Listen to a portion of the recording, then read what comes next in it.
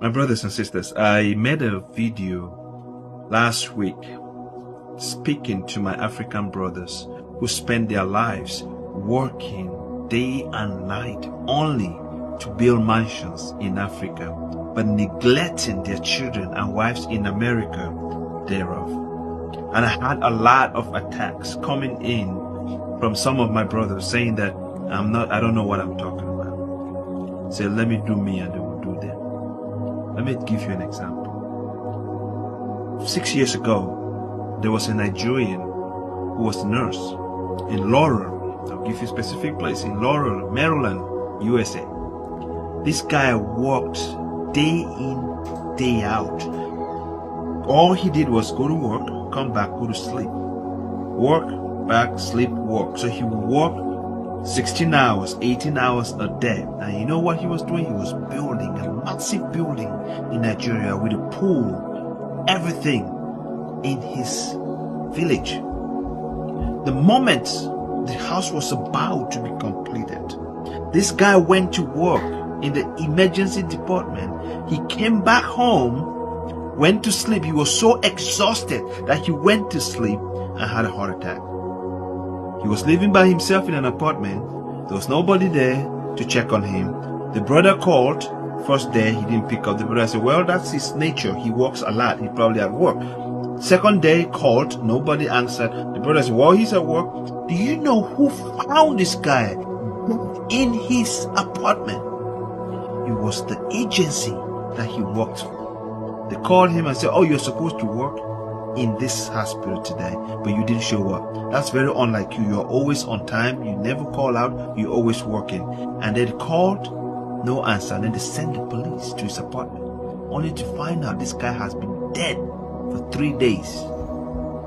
3 days, you don't die. House we don't build for Nigeria. Who will chop up? Who will enjoy that? No, tell me, who will enjoy that house?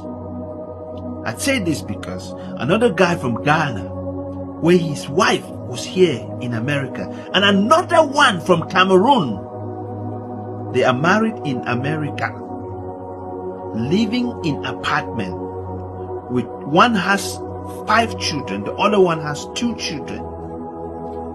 In an apartment, the kids are squeezing to take showers, standing on the line to use the bathroom in an apartment.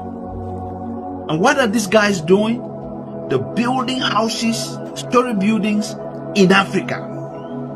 Their wives are torn. They have cried. They have gone from counseling to counseling, seeking for help from pastors and priests. But yet, what is the husband doing? He's building a house in Africa, in Ghana, in Cameroon.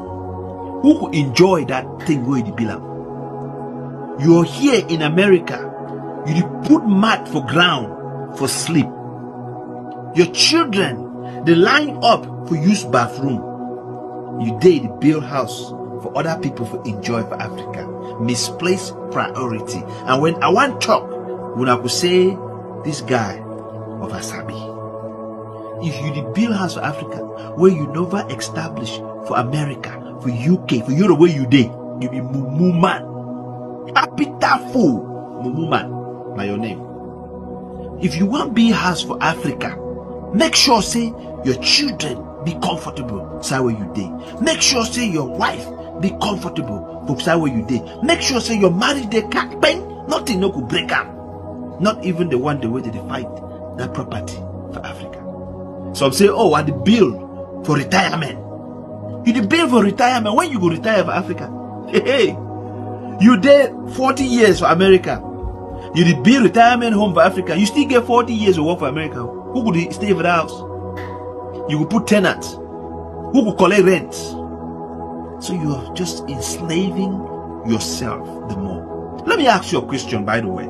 As you did for America, or for Europe, if you fall sick, you fit truly sell that house for Africa. It could give you enough money to take care of yourself.